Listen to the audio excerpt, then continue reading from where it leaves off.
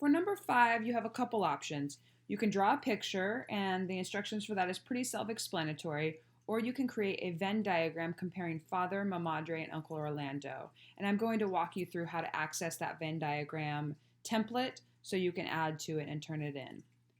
You will click on the link for the Venn diagram, which will take you to the template that has already been created for you. Once you're there, click on the pencil icon and click Use Template. That's going to open a separate tab that is going to be your own copy of this Venn diagram. Once you're here, when you're ready to type, click on the name, and then you'll see there's a little bullet point there, kind of hard to see here, but double click next to the bullet point, and now your cursor will come up and you can start typing. So I'm just going to give you a couple examples. Remember, with Venn diagrams, you want to come up with as many ideas as possible, as many you can think of, but I'll just put a couple in right now. She's gentle, she's supportive of her stepchildren. So those are a couple ideas. Okay, and you're going to do that for each section. All right, each section. See how you can click, double click, and you can type. Okay. Just like in Google Docs, essentially, you can change the sizes of things. So if you need more space, so one thing you can do here is you can click these little circles on the corners and you can resize things how you want to. So that's one thing you can do. When you do that, it automatically resizes the font. So if you want to make your font a little smaller so you can fit more, you just like in a Google Doc, you highlight it, you go up to where the size is, and you can click a size and change that. And that will allow you more space in your section.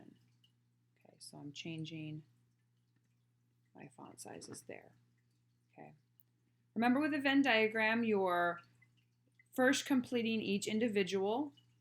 So all of the different character traits and information you can think of to put in these. So another couple examples. Father, he's stern. He works for the railroad. So some other ideas of things you can put in. And then you're going to go in and you'll put the things that, the traits that both Father and Mamadre have that are similar. So for, an example here, love their children.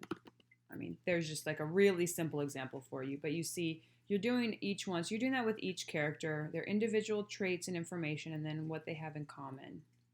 Okay, what they have in common.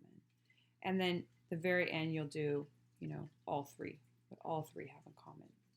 Okay, when you've completed your Venn diagram, you're going to come down to the bottom corner. You'll see it says 58%, and then it has these arrows. Click on that, and you'll get into full screen view.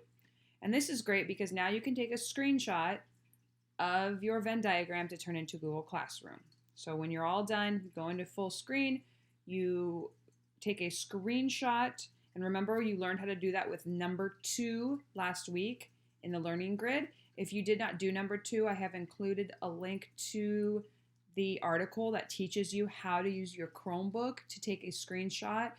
If you don't have a Chromebook or the instructions aren't clear, just Google it, and you can Google how to take a screenshot using a MacBook Pro or a MacBook Air or whatever other device you're using.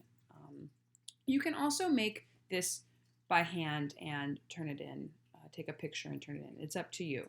So that is how you will make your Venn diagram.